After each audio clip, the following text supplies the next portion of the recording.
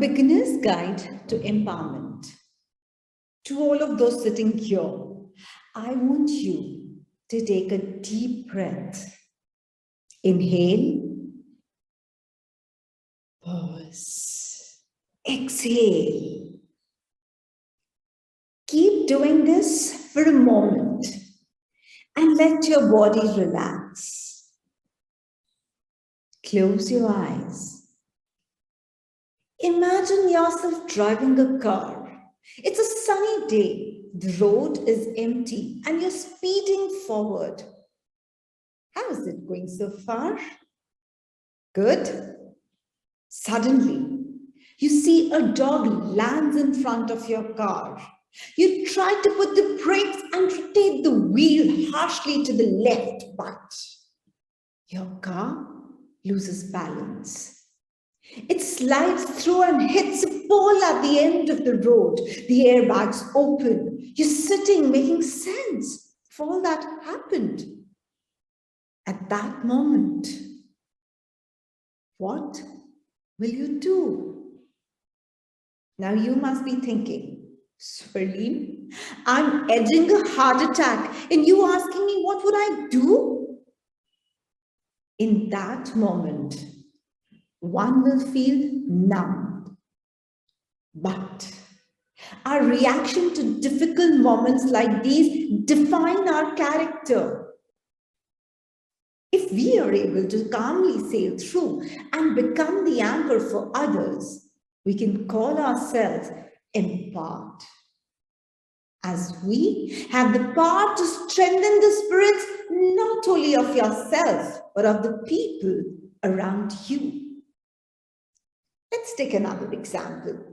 You are on a sprint cutting through the wind. Gradually, you surpass the lead and take over. You know, and I think so does everyone in the audience, that you are going to make it. But only then your competitor twists her ankle and crashes to the ground, bruised badly. What will you do? Life is unpredictable. Tough situations will be thrown at you and you will catch unawares, just the way you did when the dog appeared out of nowhere on the road before your car. I'm sure a lot of you, in fact, all of you must have gone through such moments which are crucial, yet do not give you the time to think and decide what needs to be done next. How do you ensure that you stay true to your values then? How do you stay empowered when the times are bent on knocking you down? The answer is simple, to understand but difficult to implement. Tie yourself down with your core, that is your pure, the inner core. That feels guilty when you make the tiniest deviation from your morals and feel boundless joy on your minuscule efforts to reiterate your value systems in the world. But the question lies, where is my core? And how do I find it? Remember how your father asked you to close your books before leaving, or you will never remember what you had learned and you still do the same. That's where you can locate your temple of values inside you.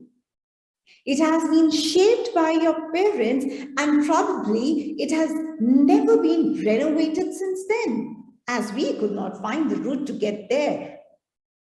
It has stayed as it is, standing on the principles our parents professed to us or what we saw in the world, good or bad, logical or illogical, real or myth. If you can relate to this, well, consider this as the universe's calling to reshape those belief systems and transform yourself, your true empowered self.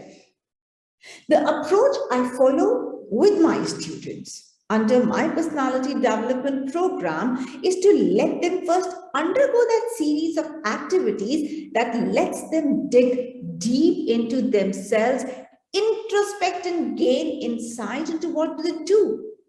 And what they do is the way, something I call as intrapersonal skills, because I truly believe that everyone must see the world inside out and not vice versa. Because once you truly understand yourself, you empower yourself with the independent choice.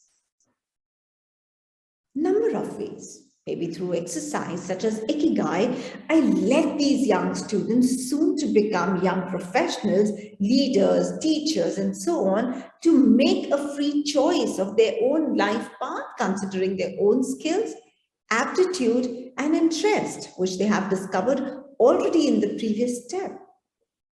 This way, they first re-establish their own value system and then deal with the challenges of life connected to their renewed belief system that's holding true to themselves and to the entire humanity.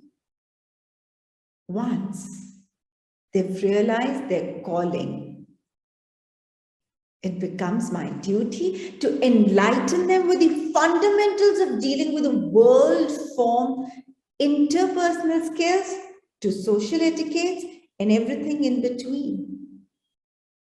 In a nutshell, I have created a recipe for empowerment, which anybody can adopt. I created mine, you can create yours.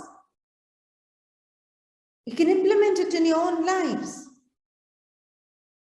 The first goes, know who you truly are. Our personalities, they are layered. Beneath the superficial layers of being a foodie, a gamer, or an alcoholic, we are that someone. This someone is the one who directs all our actions and behavior. Figure out who is the someone, because that is the cumulative of your values and beliefs. Some which you may keep and the rest you may dump in the future. And the easiest way to do this is to understand your own reaction to the different situations that come in your life. A very simple way to do this is to question yourself. Does making people feel happy all the time make you happy? Do you feel energized by throwing a party to a group of friends or just by being with yourself? Start from the very basic questions and keep advancing to more nuanced questions slowly, each reflecting upon your actions or responses to scenarios. The second one, know what will you do? Once you have understood who you truly are, you will also get a better idea on how you can serve this world in the best manner. Set your goals or aim according to your strengths, your weaknesses that you've discovered already, and then charge yourself up to pursue the means that to take your goals. This goal can be simple, just as becoming a doctor, which I know isn't simple though, to becoming an educationist who revolutionizes the entire education system of the world. But trust me, follow this third one, just do it. As a highly self-aware, self-esteemed, confident, empowered individual who has carved a destiny for herself, who is and what is stopping you? Go and achieve all that you want to and be all that you can be. Because that is what empowerment is all about, being your truest, most courageous self and dealing with the life struggles calmly, as if sitting in the eye of the storm. There have been a number of storms in everybody's life. I remember those times when I was standing on a still where I didn't know whether to move ahead or would go back. Going back would help me.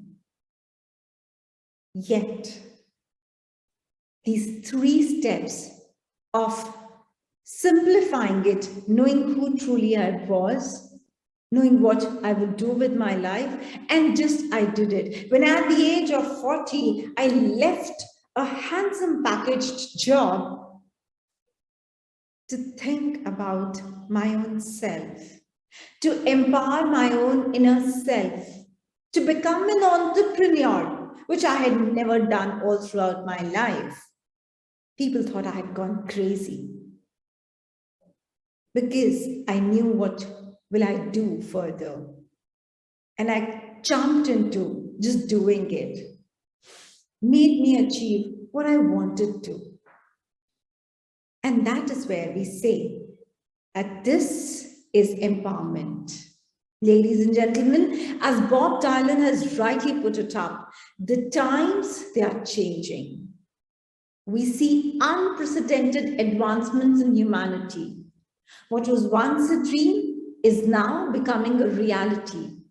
But in this world of haste, before we chase others, we must chase ourselves. Before we question others, we must question ourselves. And before we love others, we must love ourselves. Because when the next generation stands on the shoulders of giants, shoulders must be embarked. Thank you.